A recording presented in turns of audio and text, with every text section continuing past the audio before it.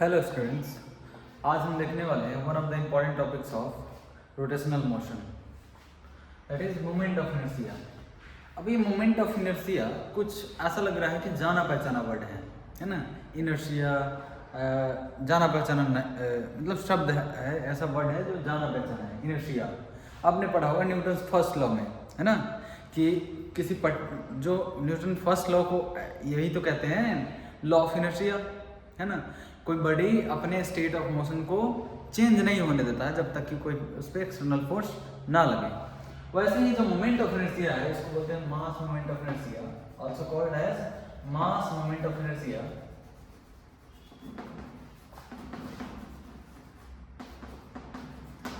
यह वो प्रॉपर्टी होता है एक तरह सा कि कितना हमें किसी ऑब्जेक्ट को घुमाने में डिफिकल्टी होगा। जैसे मास था, किसी ऑब्जेक्ट को कितना हमें पुश करने में हमें डिफिकल्टी होगी, जितना ज़्यादा मास होगा उतना ज़्यादा डिफिकल्टी होगी। वैसे ये घुमाने में डिफिकल्टी को बताती है कि कितना ज़्यादा किसी ऑब्जेक्ट को घुमाएंगे, मतलब किस तरह घुमाएंगे, किसी भी आई मीन टू से किसी भी एक्सिस के अबाउट अगर इसको घुमाएंगे तो जितना ज़्यादा हमें डिफिकल्टी होगी घुमाने में, moment of inertia of that body उतना ही ज़्यादा होगा। तो it is nothing but the quantitative measure of rotational inertia. वो था ट्रांसलेशनल इनर्शिया। वो इनर्शिया जो पढ़ते थे वो इनर्शिया था एक ट्रांसलेशनल मोशन का। रोटेशनल मोशन में मोमेंट ऑफ इनर्शिया आता है। It is nothing but the quantitative measure of rotational inertia.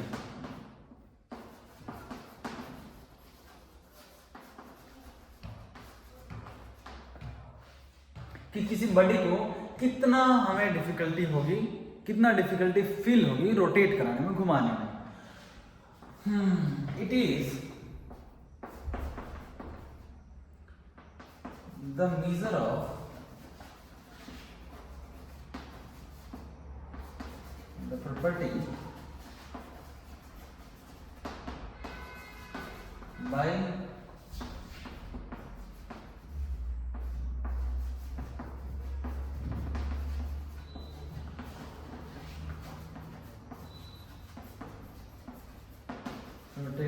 body rotating about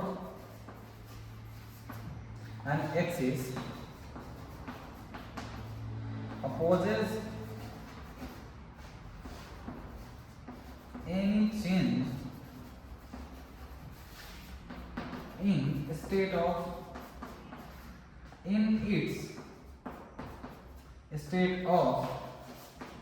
rotational motion।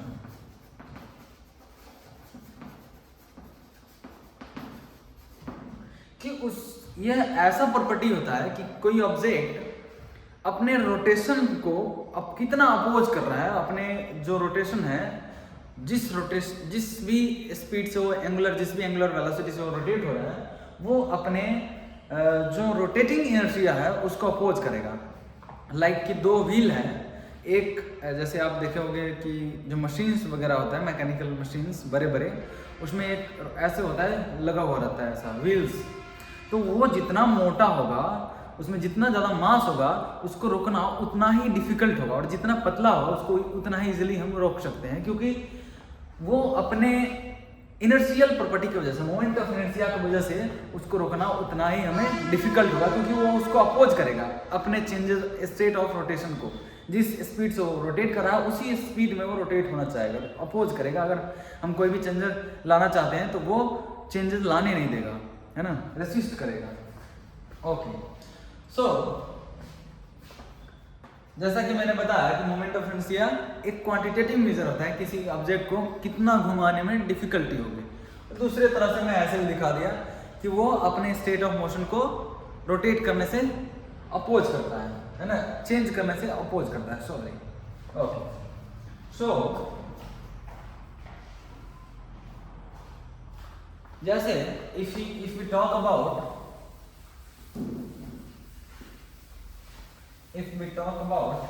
or if we compare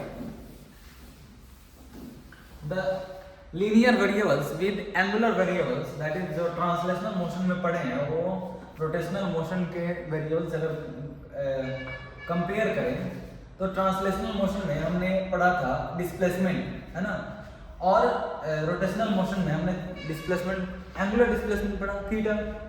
इसमें स्पीड हमने पढ़ा और इसमें एंगुलर स्पीड, इसमें एक्सेलरेशन और इसमें एंगुलर एक्सेलरेशन। फिर इसमें हमने फोर्स पढ़ा, इसमें हमने टॉर्क पढ़ा, है ना, टॉर्क।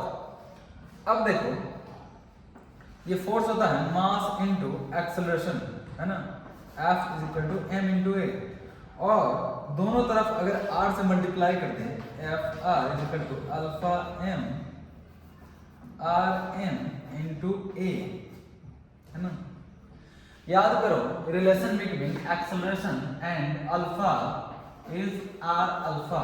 जैसे v is equal to omega into R होता था, वैसे ही एक्सेलरेशन ये टेंजेंशियल वेलोसिटी होता था। अगर सर्कुलर मोशन की बात करें तो v जो होता था टेंजेंशियल वेलोसिटी होता था, और उसमें एंगुलर वेलोसिटी के साथ ऐसे रिलेशन होता था। याद करो अगर ये कोई ऑब्जेक्ट है जो सर्कुलर मोशन परफॉर्म कर रहा है, तो इस पे अगर फोर्स इधर लगेगा तो इसका स्पीड चेंज होगा,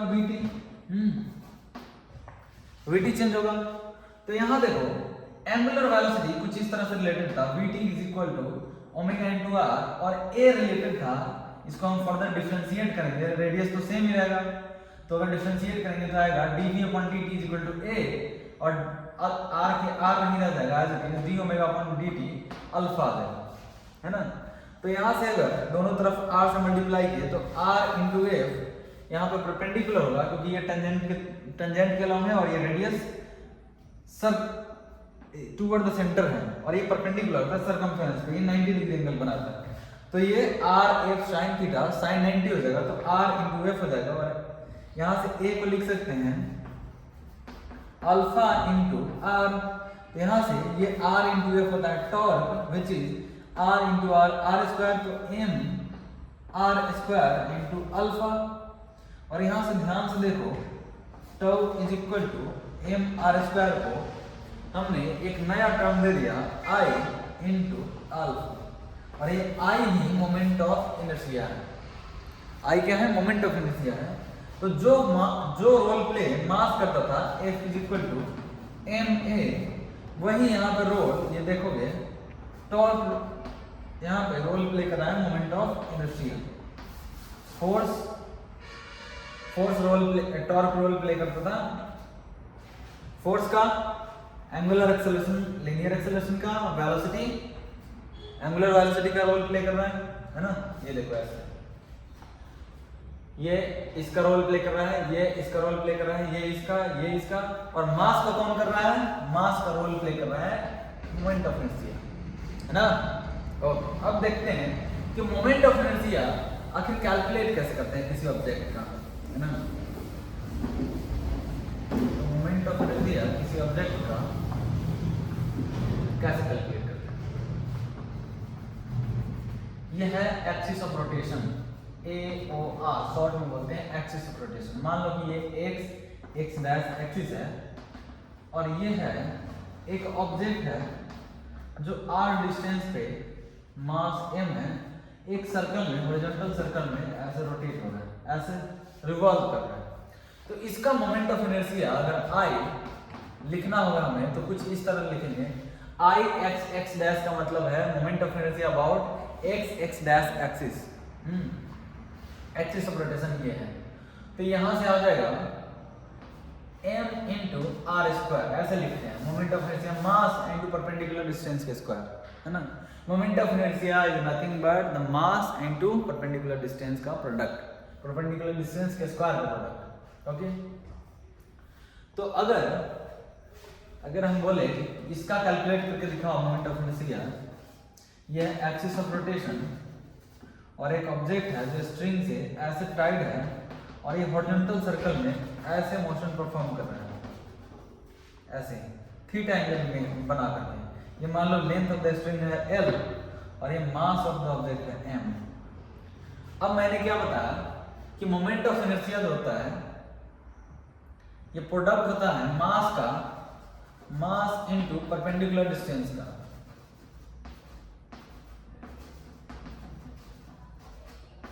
परपेंडिकुलर डिस्टेंस किसके बीच में?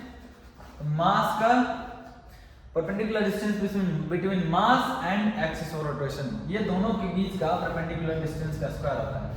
तो यहाँ देखो ये दोनों के बीच का परपेंडिकुलर डिस्टेंस क्या होगा, ये होगा, ये L है, तो इसका देखो एक कंपोनेंट अगर L लेंथ का हम इसमें लेंगे तो L cos थीटा और हॉरिजॉन्टल में लेंगे तो L sin थीटा, तो ये हो जाएगा L sin थीटा। आप sin थीटा को भी लिख सकते हैं ऐसे, sin थीटा अगर आपको समझ में नहीं आया तो आप इस तरह से लिख सकते हैं, ये हो जाएगा P, ये हो जाएगा B और ये हो जाएगा H, हो जाएगा P/H और यहाँ से P आ जाएगा H sin थीटा और H क्या है, L है, नथिंग बट द हाइपोटेनस है L, यहाँ से आ जाएगा H sin थीटा यानी कि L sin थीटा। तो यहाँ से हम मोमेंट ऑफ इनर्शिया इसका अबाउट दिस एक्सिस आराम से निकाल सकते हैं, m मास इनटू परपेंडिकुलर डिस्टेंस कितना है, L sin थीटा का होल स्क्वायर, यहाँ से आ गया ml square sin square theta. Okay,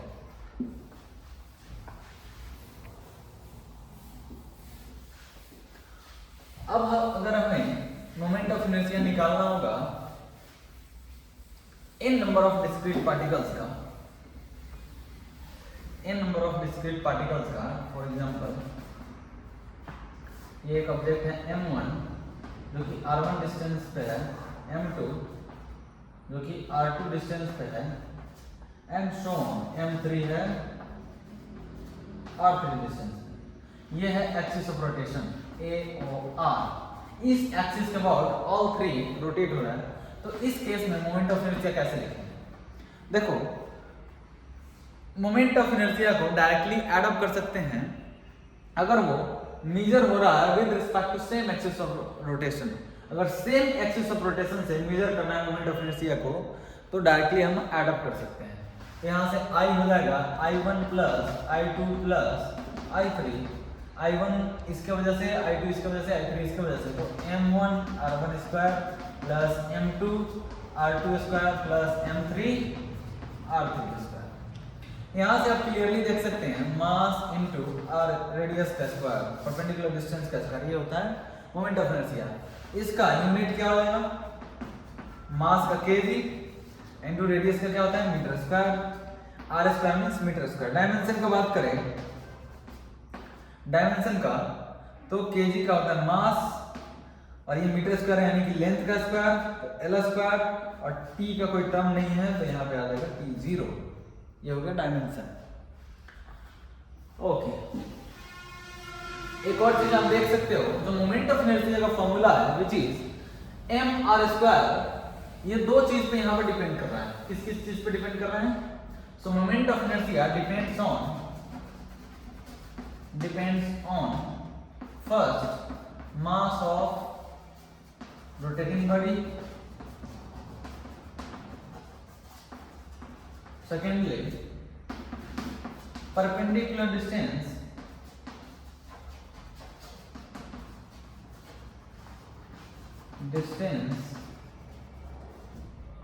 between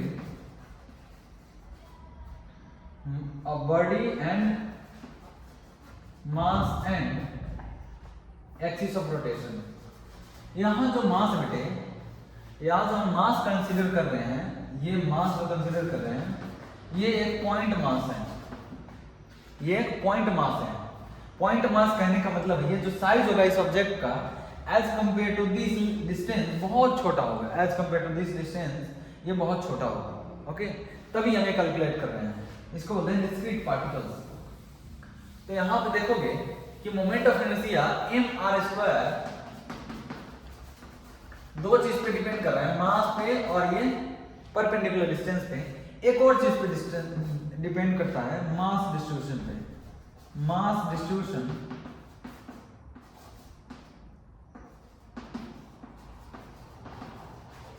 from axis of rotation, कि कैसा उसका मास डिस्ट्रीब्यूशन है एक्सिस ऑफ रोटेशन से। एक्सिस ऑफ रोटेशन से कहने का मतलब ये है कि अगर कोई ऑब्जेक्ट है जो पॉइंट साइज का नहीं है, विच इज लाइक ऑब्जेक्ट है जिसका साइज है ज्यादा है as compare to the perpendicular distance, let's say ऐसा ऑब्जेक्ट है, कुछ इस तरह का ऑब्जेक्ट है, इसके सेंटर पे हिंज करके और एक धागा धागा की हेल्प से या स्ट्रिंग की हेल्प से इसको रोटेट करा रहे हैं हॉरिजॉन्टल सर्कल में। अब देखो ये मास जो होगा ये नियर टू द एक्सिस है और ये फार्दर टू द एक्सिस है, तो इसका मोमेंट ऑफ इनर्शिया ज्यादा होगा, इसका कम होगा। तो उस केस में आप डायरेक्ट ऐसे नहीं लिख सकते हो, है ना। तो कॉन्सेप्ट आता है कंटिन्यूअस मास डिस्ट्रीब्यूशन का। ऐसे नहीं होगा, इसका मतलब मास डिस्ट्रीब्यूशन पे भी डिपेंड करता है, ये दोनों के अलावा, है ना।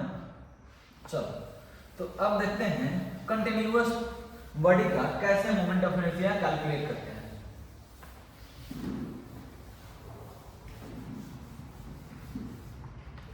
अगर हम रिंग का बात करें, रिंग फर्स्ट में अगर हम रिंग का बात करें, moment of inertia of ring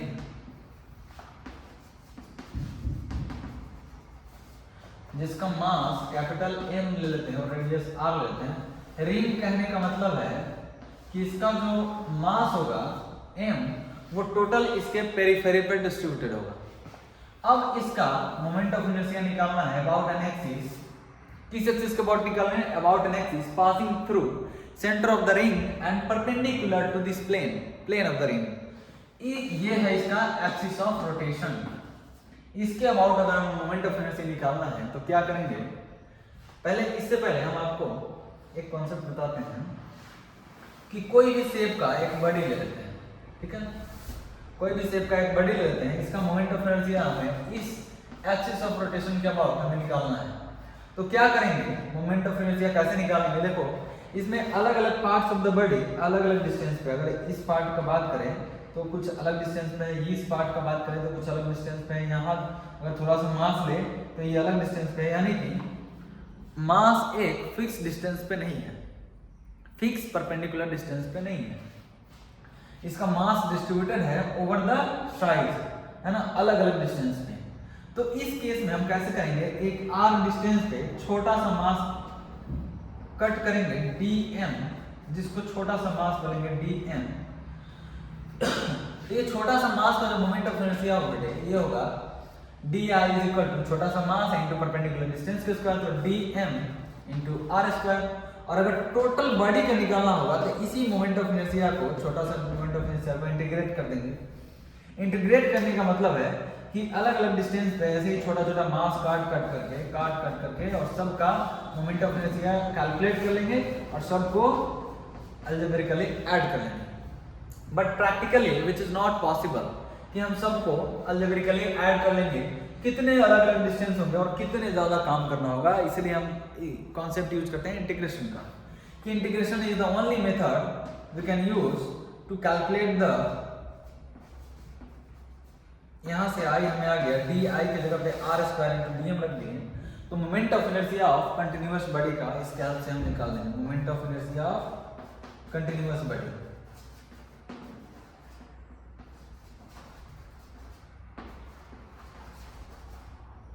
moment of inertia of continuous body. अब आते हैं moment of inertia of ring पे, होप आप नोट डाउन कर लिया होंगे।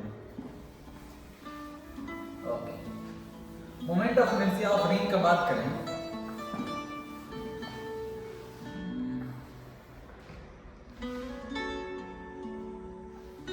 Okay I am not disturb my call, क्योंकि मैं अपने टैब पे ही फोन पर रखा हूँ और रिकॉर्ड कर रहा हूँ, सो आप म्यूजिक को एंजॉय करें।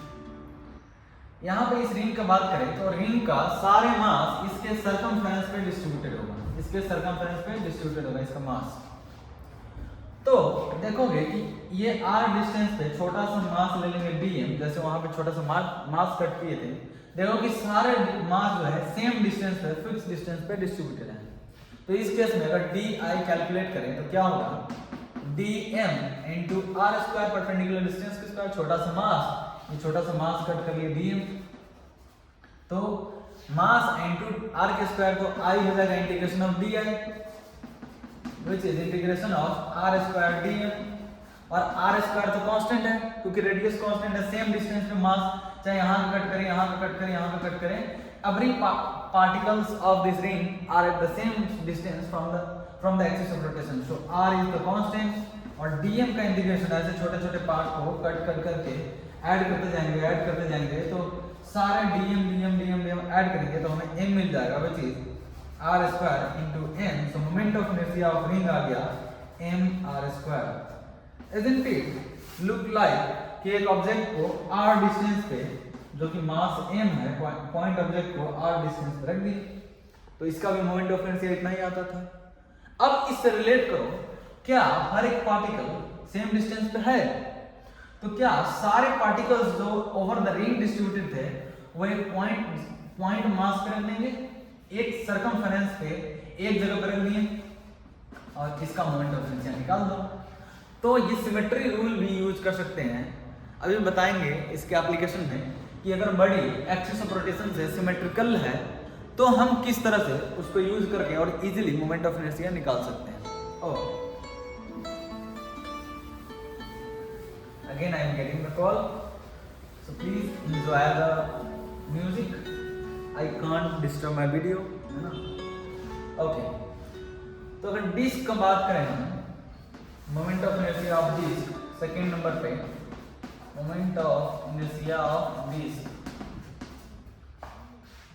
ये डिस्क है about an axis passing through centre of the disc and perpendicular to it, ये है एक्सिस ऑफ रोटेशन, ठीक है। ये डिस्क का मास भी m है और रेडियस r है, ठीक है।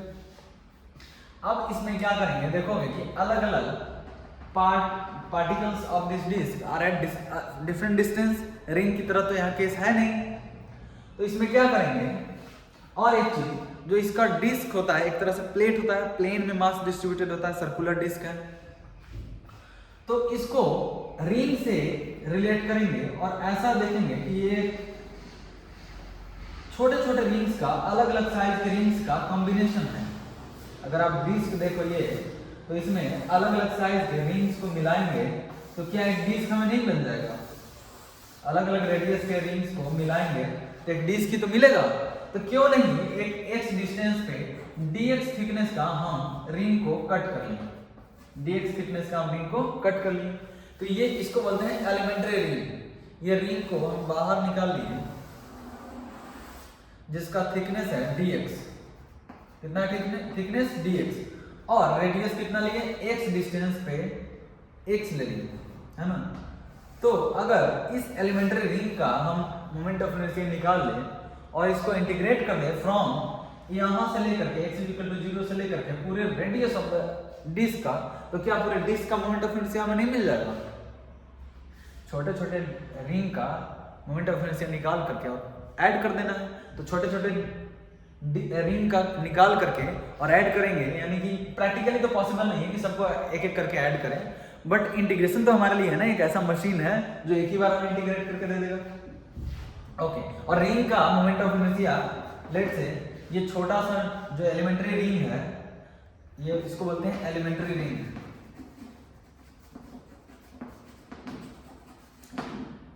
इसका मास ले लेते हैं dm है, मान लेते हैं। अब देखो over the area, over the plane इसका मास डिस्ट्रीब्यूटेड होगा, तो आप देखोगे कि पाई आर स्क्वायर एरिया में m मास डिस्ट्रीब्यूटेड है, तो ये छोटा सा जो एलिमेंट्री रिंग निकाले इसका एरिया कितना होगा? अगर इसका एरिया हमें निकालना पड़े d छोटा सा एरिया, तो कितना होगा? लेंथ इनटू ब्रेथ, ऐसे देखो ना, अगर ये स्ट्रिप हम स्मॉल सा ले रहे हैं, ये थिकनेस a है और ये b लेंथ है, इसका एरिया कितना होगा? लेंथ इनटू ब्रेथ, तो a इनटू b, वैसे ही इसका एरिया हो जाएगा dx इनटू x, x नहीं dx, तो थिकनेस हो जाएगा और लेंथ क्या हो जाएगा? ये सर्कमफेरेंस ऑफ द सर्कल, यानी कि 2 पाई, सर्कमफेरेंस ऑफ द सर्कल कितना होता है? 2 पाई r, तो लेंथ इनटू ब्रेथ कितना है? dx, तो ये हो गया एरिया। तो 2 पाई x dx में कितना मास है? तो m divided by pi r square into 2 pi x dx। वहां से अगर कट करोगे तो dm को देखोगे, dm हमें मिल जाएगा, ये कितना, इस वाले एरिया में एलिमेंट्री रिंग का मास है, तो dm है, इसका मास मान लिया था dm, तो dm आ जाएगा, ये पाई से पाई कैंसिल हो जाएगा, ये आ जाएगा 2x 2m upon r square into x dx। ऐसा है कुछ? हाँ, चलो, और यहां से dm आ गया, तो डी आई क्या हो जाएगा, डी एम छोटा सा मास इनटू परपेंडिकुलर डिस्टेंस का स्क्वायर एक्स का स्क्वायर। तो डी आई हमें आ गया, आई कैसे निकलेगा, इंटीग्रेट कर देंगे डी आई को, और डी आई को इंटीग्रेट करेंगे बेटे तो d I x square into d m, x square into d m कितना है 2m by r square into x d x. Note down कीजिए।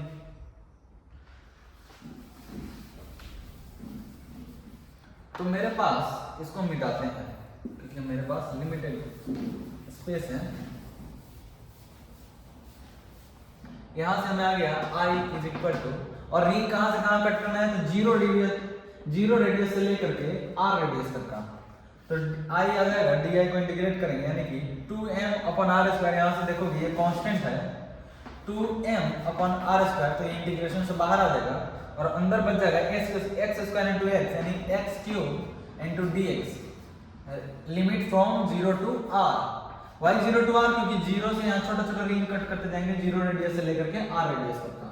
तो यहाँ से 2m upon r square into इसका इंटीग्रेशन हो जाएगा x की पावर 4/4, एक बारी 0 पुट करेंगे एक बारी r, तो यहाँ से आ जाएगा क्या मिल जाएगा हमें, r की power 4/4 2m by r square into r की पावर 4/4। यहाँ से r स्क्वायर से r की पावर 4 कट जाएगा r स्क्वायर टाइम्स में, तो यहाँ से आ जाएगा 2 से 4 कट जाएगा 2 टाइम्स में, तो m r स्क्वायर बाई 2 आ गया। एक बात ध्यान देखो, ध्यान से देखो, रिंग का कितना था, रिंग का था m r स्क्वायर और डिस्क का कितना आया m r square by 2। Now tell me, अगर सेम मास का एक डिस्क है और उतना ही मास का अगर रिंग है तो किसको घुमाना इजी होगा, इसका मोमेंट ऑफ इनर्शिया कम होगा, है ना। तो एक डिस्क को रोटेट कराना इजी होगा as compare to ring. Hope आपने लिख लिया होगा, है ना। ओके,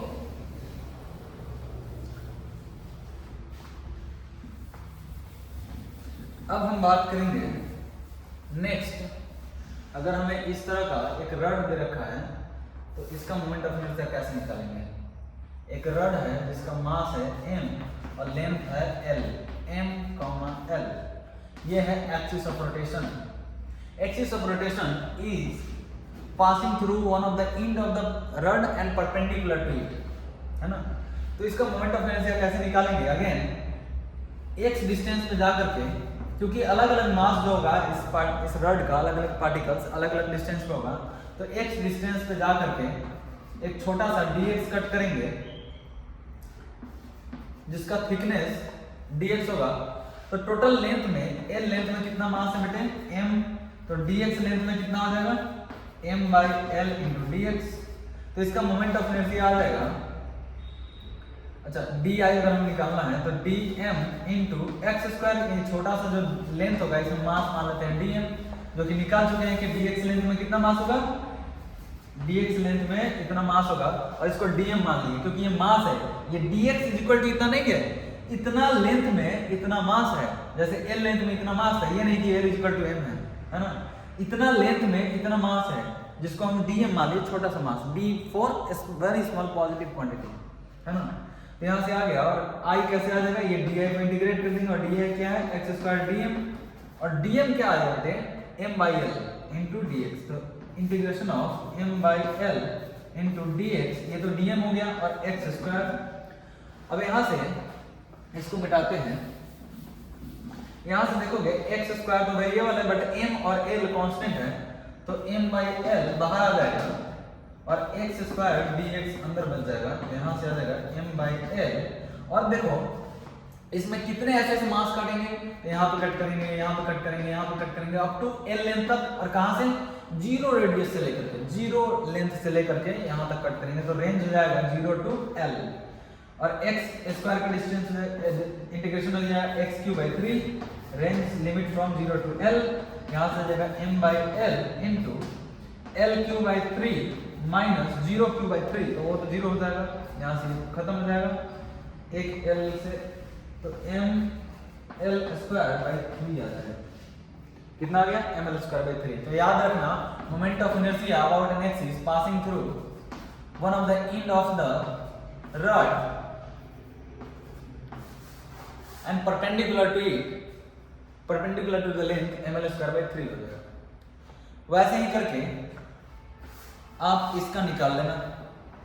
रड के लेंथ पे एक्सिस ऑफ रोटेशन परपेंडिकुलर है और सेंटर से पास कर रहा है, लेंथ l है, मास m है, इसका आ जाएगा ml स्क्वायर बाई 12।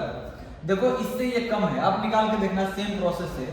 देखो इसका जो मोमेंट ऑफ इनर्शिया है ये कम है क्योंकि मास का डिस्ट्रीब्यूशन एक्सिस ऑफ रोटेशन से कम है।